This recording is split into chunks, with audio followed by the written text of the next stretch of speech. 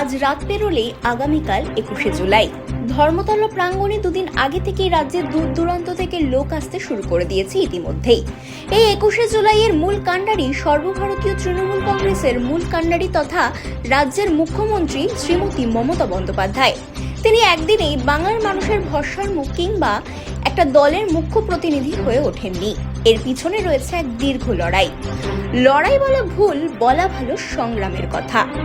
এই কথা জানতে গেলে আমাদের পিছিয়ে যেতে হবে 1993 সালে। তখন একটা মেয়ের চোখে তৎকালীন সরকারের অত্যাচার আর একমুখিতার বিরুদ্ধে জ্বলে উঠেছিল তীব্র আগুন। কিন্তু তৎকালীন সরকারও তাকে মহিলা বলে রেয়াদ না করে তার উপর অকথ্য অত্যাচার চালায়। মেরে মাথা ফাটিয়ে দেওয়া হয় তার, আবার কখনো বা পুলিশ দিয়ে ধাক্কা দিয়ে বের করে দেওয়া হয়। কিন্তু ওই যে মেয়ের জাত আর নামটা মমতা ব্যানার্জি, তাই তিনিও হার মানার পাত্রী নন। এসব কোনো কিছুই ছুঁতে পারে না তাকে। সে তার অদম্য জেদ, প্রবল ইচ্ছে শক্তির দ্বারা জয় করেছেন গোটা বাংলা তথা ভারতবর্ষকে। তিনি দেখিয়ে দিয়েছেন চোখে আঙুল দিয়ে আরও একবার, বাবার প্রতিপত্তি কিংবা প্রিয়জনের ক্ষমতার বলেই নয়, তিনি তার সৎ ইচ্ছের জোরে আর অগুন্তি মানুষের ভালোবাসা আর ভরসার জোরেই হয়ে উঠেছিলেন বাংলার ঘরের কালীঘাট অঞ্চলের সাধারণ এক বাঙালি কন্যা থেকে ভারতের রেলমন্ত্রী। অবশেষে তার কাছে 34 বছরের বামফ্রন্ট সরকারও মাথা নুইয়েছিল শেষে 2011 সালে।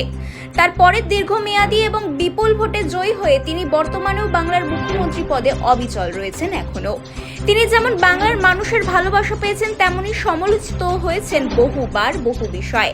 তার ব্যক্তিগত জীবন থেকে শুরু করে তার শিক্ষাগত যোগ্যতা কিংবা আবারও কখনো বা তার শারীরিক অসুস্থতাকেও হাতিয়ার করেছেন বিরোধীরা।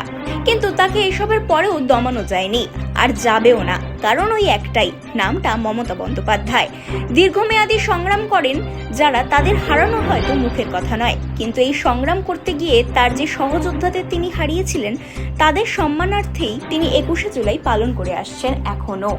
আমাদের ডেইলি নিউজের পক্ষ থেকেও আমরা সেই বীর শহীদদের স্মরণার্থে শ্রদ্ধা জ্ঞাপন করি আন্তরিকভাবে।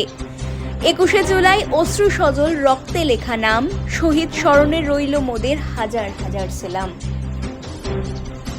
Bureau report, daily news.